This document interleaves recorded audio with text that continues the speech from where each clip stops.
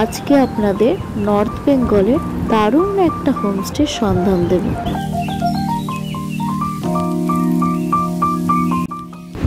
NJP railway station থেকে মাত্র 112 kilometre দূরে নর্থ বেঙ্গলের একটি ছোট্ট গ্রাম রেলিং। এনজিপি থেকে রেলিং আসতে সময় লাগে 4.5 ঘন্টা। আর এই রেলিংয়ের মধ্যেই আছে অর্চার্ড ফার্মস্টে। এই হোমস্টে থেকে চারিদিকের ভিউটা ভীষণই ভালো পাওয়া যায়। এই হোমস্টের কাছেই আছে গুম্বাদারা ভিউ পয়েন্ট আর রঙ্গিত রিভার, আর এর খুব কাছে আপনি বিজনবাড়িও পেয়ে যাবেন। এই হোমস্টেটিতে থাকার জন্য আপনাদের ফুডিং লজিং নিয়ে পার হেড পড়বে 1500 টাকা। এর থেকে একটু বেশি হতে পারে সিজন হিসাবে। এখানে 4টি কটেজ আছে, যার মধ্যে 3টি সম্পূর্ণভাবে কমপ্লিট আর একটির কাজ এখনো চলছে।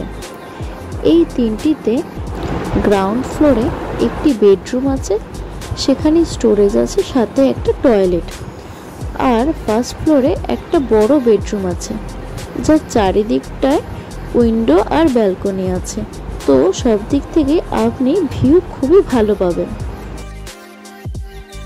এখানে একটা ছোট্ট কই পন্ড আছে, এটার কাজ এখনো চলছে। হোমস্টের নাম্বারটা আপনাদের দিয়ে রাখলাম। এটা হলো এখানে ওপেন খাবার জায়গা। এর ভেতরেও এর একটা ডাইনিং আছে। আপনারা চাইলে বাইরেও বসতে পারেন, ভেতরেও বসতে পারেন। এখানের খাওয়া দাওয়ার খুবই সুন্দর, সেরকম সুন্দর এদের ব্যবহার।